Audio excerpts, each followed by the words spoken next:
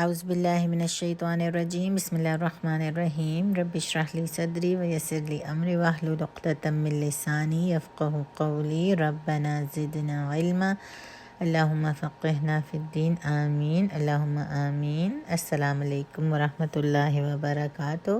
جی تو پیاری ساتھیوں، آج میں آپ کے ساتھ جس موضوع پہ بات کرنا چاہ رہی ہوں وہ ہے کہ وی آئی پی کون ہے۔ وی آئی پی کا مطلب ہے ویری امپورٹنٹ پرسن۔ کیا کبھی کسی نے مجھے وی آئی پی کا درجہ دیا؟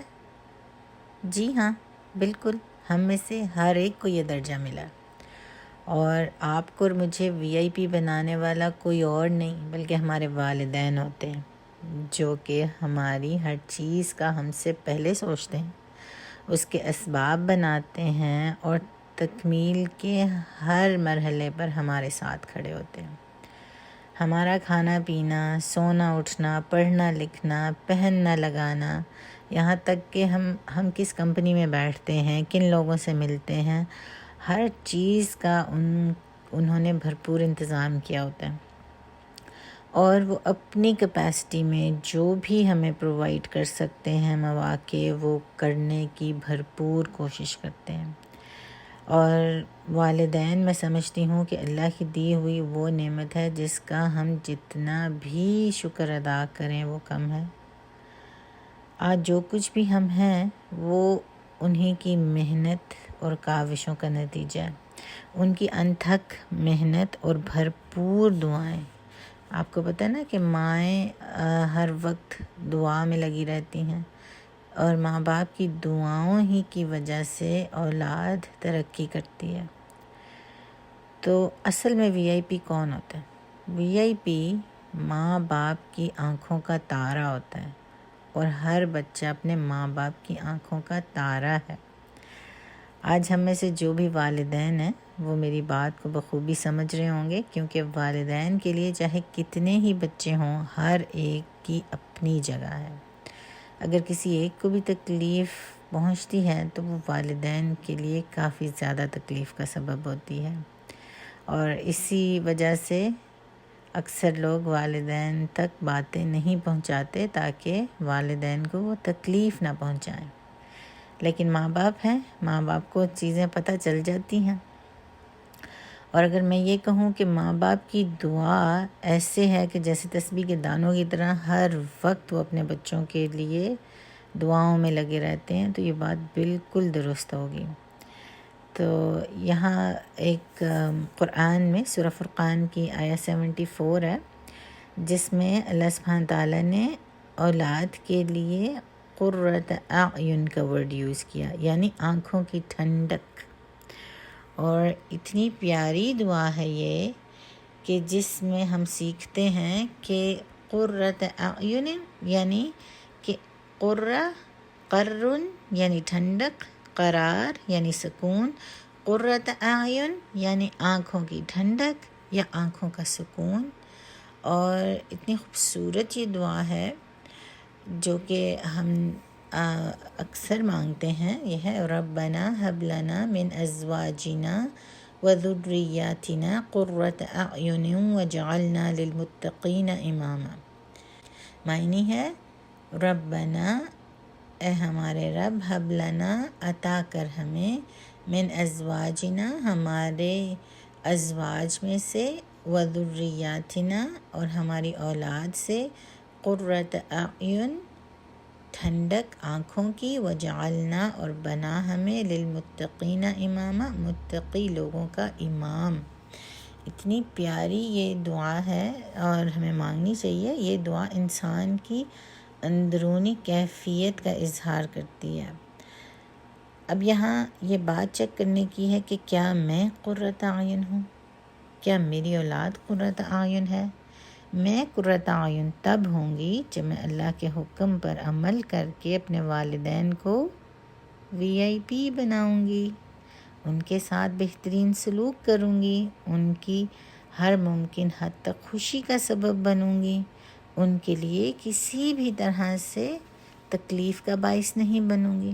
ماں باپ کو خوشی تب ہوتی ہے جب ان کی اولاد اللہ کے راستے پر چل کر تمام فرائض کو ادا کرنے کی کوشش کرتی ہے، جب وہ اللہ کے حکموں کی پاسداری کرتی ہے، تو وہ والدین جنہوں نے اپنے بچوں پر ٹائم لگایا، ان کے لیے ہمت کی، کوشش کی، ان کو اللہ کا راستہ دکھایا، وہ اولادیں ان کے لیے خوشی کا سبب ہیں۔ اور جہاں پر اولاد راستے پر نہیں ہوتی، وہاں وہ والدین بڑی اچھے طریقے سے جانتے ہیں کہ اس کی تکلیف کیسی ہوتی ہے۔ تو اللہ سے دعا کرنی چاہیے اللہ تعالیٰ سب کی اولادوں کو اپنے حفظ و امان میں رکھے، ان کو سیدھے راستے پر چلنے کی توفیق دے۔ لیکن اب یہاں پر ہے کہ میرے والدین، ہم اپنے آپ کو چیک کریں کہ کیا میرے والدین VIP ہیں؟ کیا میں ان کے لیے ایسے ہی دعا گو ہوں جیسے میں اپنے بچوں کے لیے ہوں؟ اللہ سبحانہ تعالیٰ نے ہمیں قرآن میں حکم دیا ہے کہ ہم اپنے والدین کے لیے دعا کریں، اور وہ دعا اللہ سبحانہ تعالیٰ نے ہمیں سکھائی۔ تو کیا ہم نے اپنا یہ معمول بنایا ہے کہ ہم ان کے لیے دعا کریں؟ ہم ان کا حق کبھی بھی نہیں دے سکتے، والدین کا حق ہم کبھی بھی نہیں دے سکتے۔ آپ کی مام کی یا میری مام کی کوئی ایک آہ کی بھی ہم، ایک تکلیف کا بھی ہم جواب نہیں دے سکتے، اس کا حق ادا نہیں کر سکتے۔